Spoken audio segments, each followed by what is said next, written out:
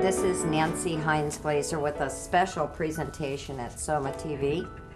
Today I got some great guests who are going to talk about their advanced learning through Seton Hall University. I have Corey Linville and Greg Ferrara, who are co-curating an exhibit at Seton Hall's Walsh Gallery called Play Ball. That's why I'm wearing the hat. But we're not going to talk so much today about art, and everybody knows me for talking about that, but we're going to talk about the experience of collaborating and curating an exhibit. So I want you to tell us a little bit about your history and what you bring to the exhibit. So Corey, why don't you just tell me, you're from Florida, if I recall, is that right? I am from Florida, yep, so I'm from the South, so being in New Jersey is definitely a new experience. That would be called culture shock. Yes. A little bit. Yes. Yep. But I played softball for 17 years, so I know a little bit about baseball. So. And you're a pitcher. Yes. And you still have an arm left. And you're a golfer. I am a golfer as well. Which made me happy because those were my two things that I enjoyed. And so where did you go to undergrad? Undergrad, I went to Eckerd College in St. Petersburg, Florida. And you went to the beach a time or two. I did. Maybe cracked a book while you were there, right? And what was your undergrad in? History. Was it history? Mm-hmm. Okay. And I'm going to go to you now, Greg. Tell us a little bit about you, and then we're going to merge these stories. So go ahead. Tell us about you. Okay. Well, I had my undergrad at Rider University. I'm from Southampton, New Jersey, so the southern half of the state. And where is that exactly? That's not a known town to me. Southampton, Medford, Sure, Lakes. Medford, It's okay. a little bit north of that. Okay, sorry. I didn't mean to diverge. No, perfectly but- fine. A lot Okay. of people don't know where it is. Okay. So I did my undergrad in Rider University. It's Lawrenceville, New Jersey, a little bit between Trenton and Princeton. A little bit of heaven. That area, Lawrenceville, it's I liked absolutely it there. beautiful. I was there Yeah. for 4 years and I stuck with it. Yeah, yes. Okay. I also was a history major, communications minor, and I knew I wanted to do museums, work in museums the entire time I was there, so I was gearing towards that. And then I applied for the graduate program here at Seton Hall in And museum studies. you both got selected. There aren't that many programs in the country, are there? No, How there's many not. are there about for museum studies? I looked at 3 or 4. There's only one in Florida, so. And where are they? Are they all over the country, the 4 of them, the museum studies programs? Are? Most of them are either like in California or they're up in the northeast, sorry. So like Okay. around here. Massachusetts? Yeah, Anything in Mass? Massachusetts, yeah. I assume so. And where's the one in California? I think there's one in San Francisco, maybe, around there. And so you brought something to Seton Hall, history background, which I think is neat. And you also work at the museum in Princeton. The Historical Society of Princeton. I've been there for a little bit over a year and a half. Right, and you work and chat with people and Yep, archive material and Front desk is where I am. I greet people as they come in, have all their questions, and try to help them the best I can. That started out as an internship when I was helping their registrar put together an exhibit and get a little experience with the archives and archiving, things like that. okay. And did you do work also in history since you came out of school, or I jumped did- right into college here, into grad school? I jumped right into grad school. Okay, all right. Mhm. And so that kind of brings us where we are. And how did the two of you meet? You sort of got forced to meet, did you not? Or how did you both get together to collaborate on this project? Oh, well. Well, we've had classes together. We are second-year students. So our first year we had a bunch of classes together, but this year we both wanted to sign up for a class called Producing an Exhibition. And there are several shows each semester, but we had a choice of 2. One that would begin as soon as the semester opened, and one that began right about now, in the middle of the semester, that would go to the end of the semester. And since both of us had summer internships out of state, you were in Arkansas, Yep. and I was in Carlisle, Pennsylvania, we were a little bit too far away to start working on the first exhibition that went up at the beginning of September, because a lot of the legwork would be done during the summer, and we were a little too far away for that. So we began working during the summer while we could, and before we left in April and May, before we both left for our summer internships, and then we regrouped again when the And you semester started. decided on the second one, and what interested me is they kind of tell you what it's going to be. Yep. You Yes. don't have the opportunity to choose, and that's an interesting part of the experience overall, to be honest with you. Sort of foisting it upon you because you don't always get to choose. Up till this time, it's kind of been all driven by what you wanted, I think. A lot of, even in selection of courses, you had guidelines, but it was whatever you wanted. And this, they sort of said, this is what you're going to do, right? Yep, they That did. the exhibit was planned. Now, she does them sometimes 2 years in advance. She's got her exhibits already planned at the gallery. Definitely at least 2 years in advance. And, they've been making waves. Jean Brazil has been curating, directing that gallery for years, and she's really been making a lot of waves. She gets a lot of the public from outside to come on campus that nobody would ever go to Seton Hall. And so it's a big draw. Well, I mean, unless you're going to college, you always go hang out at a college, not normally. So it brings in people to experience not only Seton Hall, but South Orange and Maplewood. We're kind of excited for that. So art is a draw. So you two were given this project, and it's called Play Ball. Was that given to you? That's the title? Or how'd you get started being the curators? What was the first step? We were given the theme. They gave us a little bit of a hint early on if you wanted to take the first exhibition, the second exhibition. The first one was Nuns Crafts, and the second one was baseball. Nuns Crafts was Colors of Faith. Yeah. So that is just cleaning up right now. We deinstalled the exhibition, and so we took the other one, baseball, because I it's really what we like had time baseball. for. And I like baseball. And you were not a sports fan exactly. You've become one, I guess. I played baseball up until 7th grade, and I stopped because I just wasn't good at all. Come on, you like the Phillies? I do like the Phillies. I am a Phillies fan, so Okay. I'm a Is it little okay bit. if I'm wearing the Yankees It's perfectly hat? fine. All right. I We're all in respect mourning everything. with Derek Jeter, so I have to do my special homage. That's But, true. yeah, Phillies are pretty good, aren't they? I mean, isn't there a painting in the exhibit of a Philly player, if I'm not mistaken? No. No. Uh-oh, we'll have There to may see be about someone that. who was a Philly at some point, but Maybe, but no direct Phillies Yeah. representation. Okay. Well, one of the things I was interested in, especially coming into it like you have, sort of, here you go, you got this, now what do? How did they work with you educationally to help you plan and prepare? Because it's 90% planning and preparation. This last 10%, the hard work that nobody knows about. But it is prep. It It's a is. huge part of it. Well, Jean really helped us because, she's been doing this a lot, and so she realized, what we needed to do and helped us out. Pretty much we just went through steps. So it's like, we need to do this, and then this, and then this. So first probably started with talking to our artists, finding our artists, and then finding out the works that we want, and then pretty much going from there. She gave us a couple names of artists we might want to look into, and then we were responsible for contacting them, planning a studio visit, seeing what they had to bring to the table, and then we selected artworks that we believed would fit the bill very well with our theme. So you went to their actual their studios? Yes. Oh, that's exciting. Yeah, that was really nice. Having sort of an inside view of what their art life was like. But you as you both said to me, you're used to working with objects, not necessarily art or artists. Is that different? Have you found that to be a different experience It is. from the object-centered museum type of endeavor? Yep. The artists for our exhibition are James Fiorentino and Tony Cabarelli. Since we got to work with them, they of course can tell us a lot of background about each individual painting that they do because they're very close to it.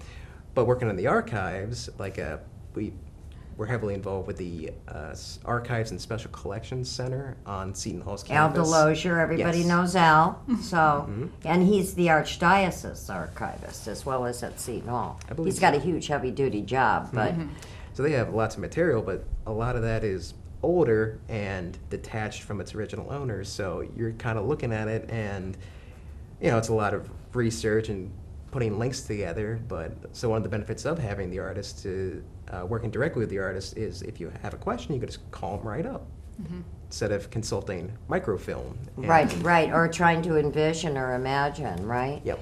Okay, so how many pieces of artwork did you guys hang over the last couple of days? And how many cabinets and cases, memorabilia cases? Well, There are 12 pieces of artwork from Mr. Fiorentino and 8 from Mr. Caparelli. And then there's 2 window cases, a large trophy case, and another case on the inside of the one wall. So and another And case you, over there. yeah, and So there's some. There will 4, be yeah. seeing some photos, I think, of the work you Yeah. did. But it's hard work. It Is it is. not? Did it surprise you at how hard the work was?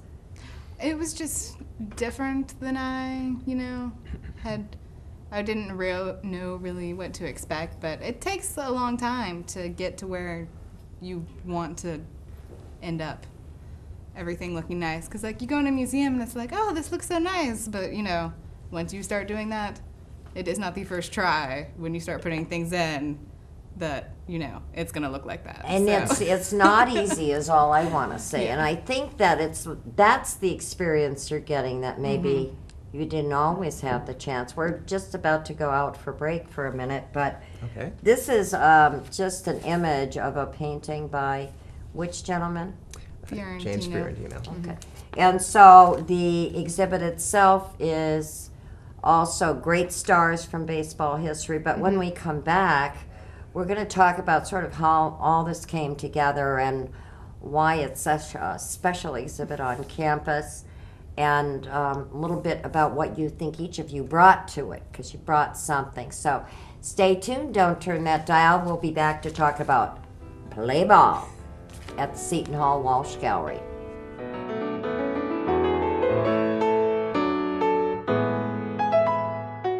Once you're hit by a train, this is the size of bag that we'll use to collect what's left of you on the tracks. It was a horrible tragedy that could have been averted if we had just stayed off the tracks. I don't want to have to be the one that has to go tell your parents that you're dead. Make the right choice. Stay off the tracks.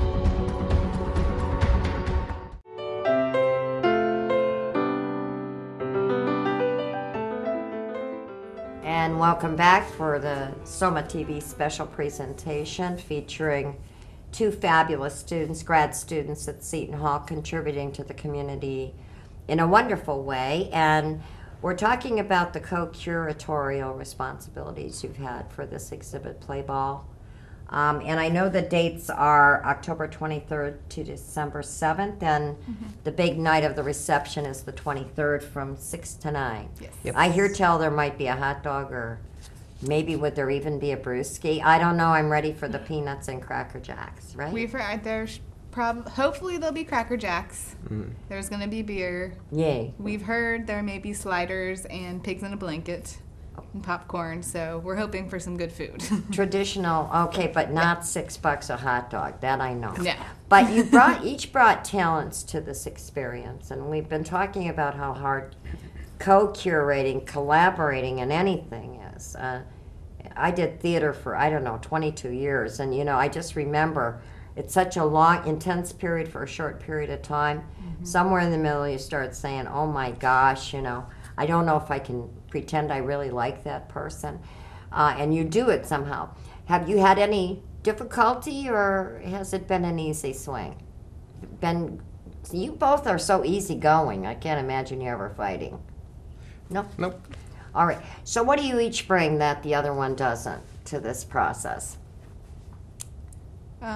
Well, I'd say it probably helps that I think I probably know more about baseball history than Greg does. You got a point.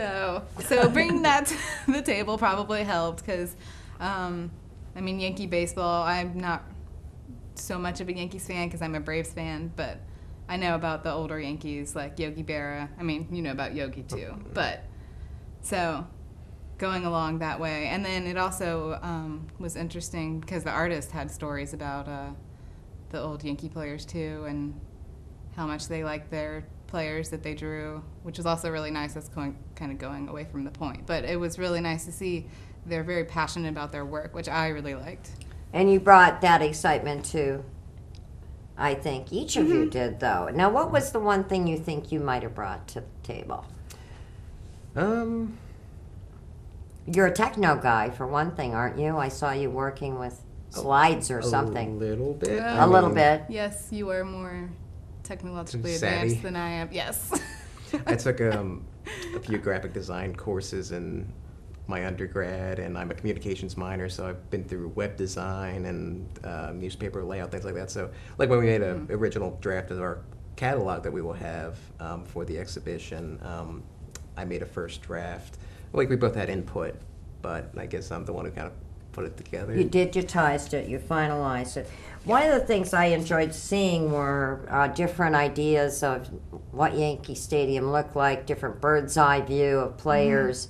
I was enjoying that part of it, and old Yankee Stadium versus new Yankee Stadium, and each of them painterly in a different way, or drawing differently with a different sensibility. Some more abstract paintings, some very realistic and detailed. And Rick Cerrone, who everybody who's old enough to, anyone who's 40, let me put it to you that way, remembers Rick Cerrone, because he was a huge Seton Hall alum and a Yankee. And then, now we got Derek. There's a painting of Derek there that's absolutely there's beautiful. Actually 2 paintings. 2 of them. So. Yeah. And so I'm billing this as an art exhibit even a man could love. That may not be nice to the men who love art, but I think it's really true.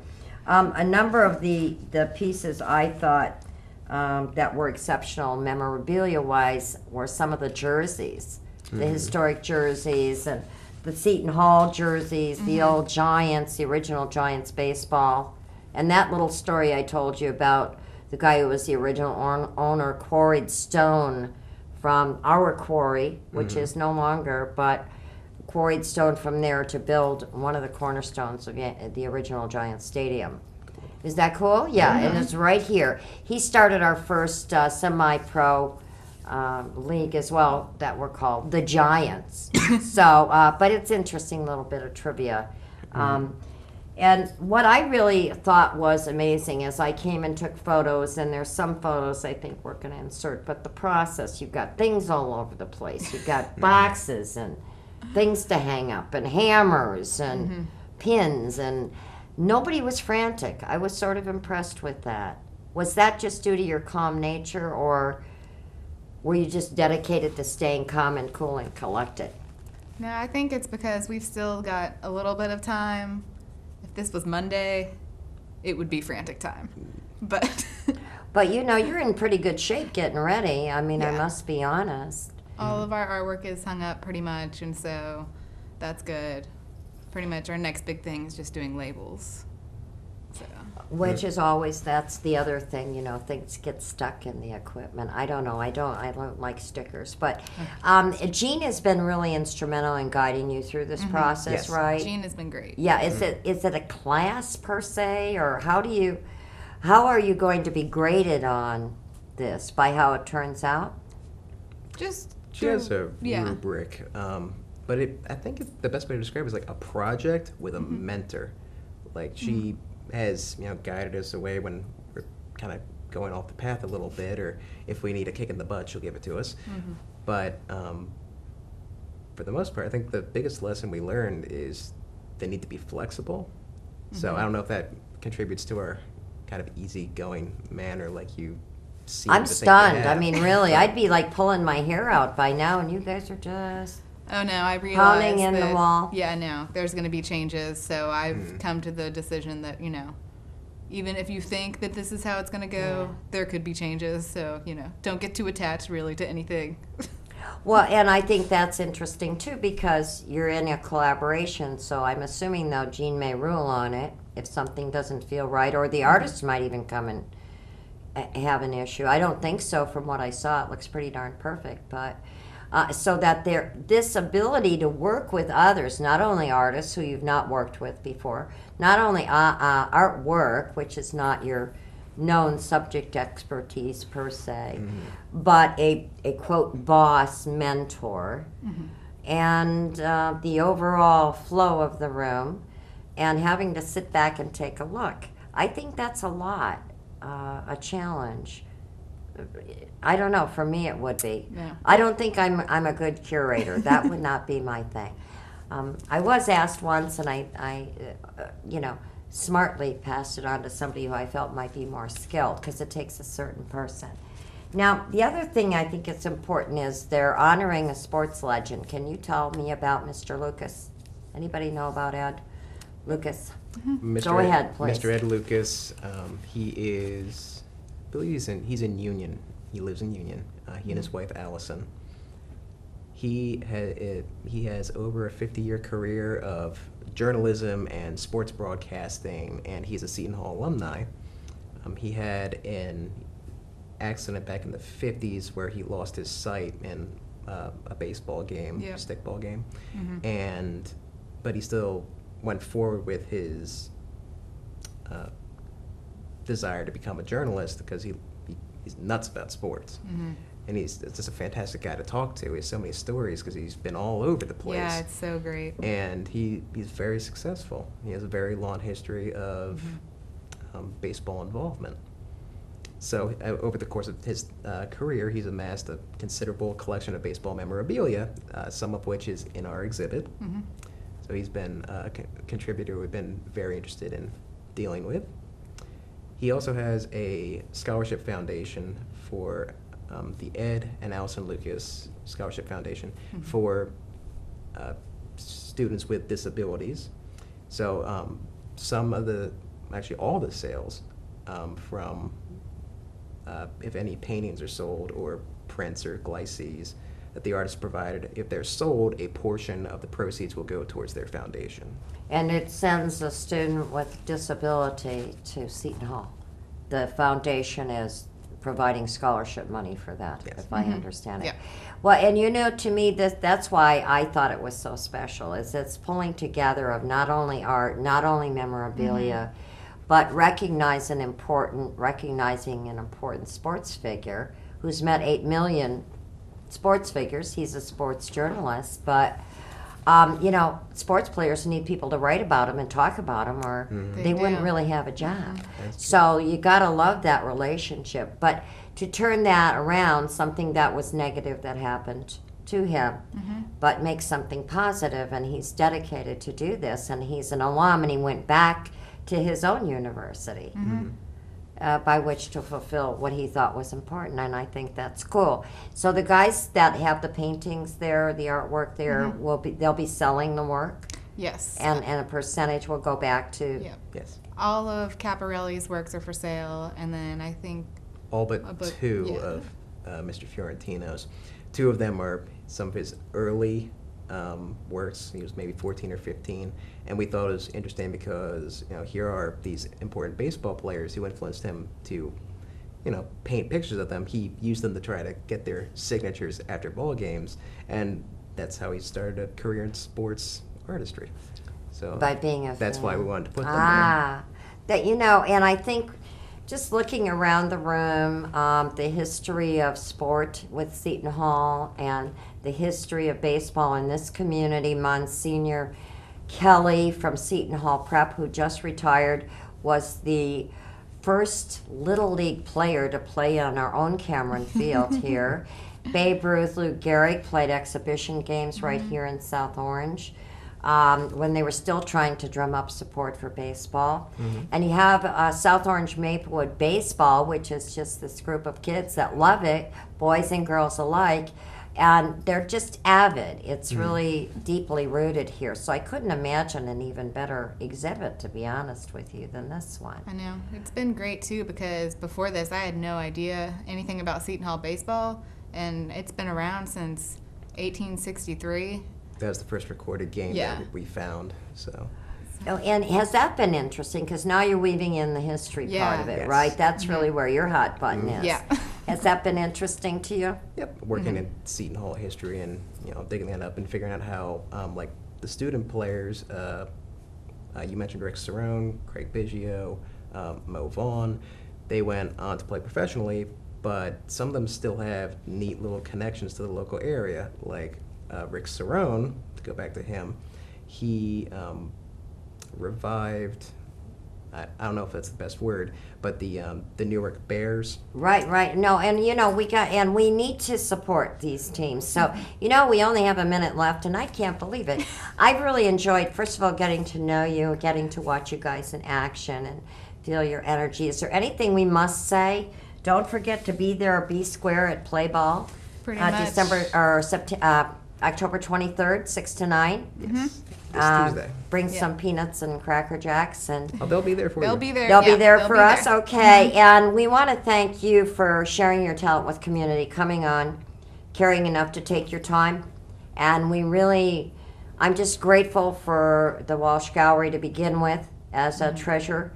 As an alum of Seton Hall, I get excited whenever there's something wonderful there. And thank you. Keep at it. Good luck. We'll be looking to see you in museums and galleries across the world. And we want to thank you for joining SOMAtv and our special presentation, The Curatorial Process, Museum Studies at Seton Hall. See you soon. Thanks for joining us.